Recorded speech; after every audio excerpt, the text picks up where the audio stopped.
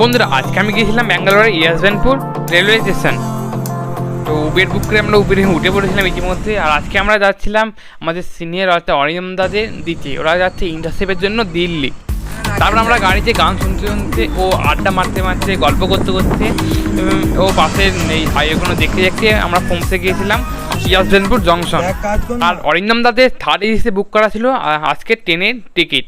স্লিপারের তুলনায় প্রচণ্ড পরিষ্কার পরিচ্ছন্ন দেখো। তারপর 2:30 নাগাদ ট্রেন আমাদের নির্দিষ্ট সময়ে ছেড়ে দিল। তো আমি সবাইকে টাটা বাই বাই বলে দিলাম।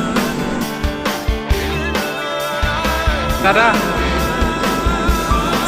আবার সবার সাথে দেখা হবে 6 মাস পর। আর ইয়শবন্তপুর স্টেশনের সামনেই ছিল ইয়শবন্তপুর মেট্রো স্টেশন।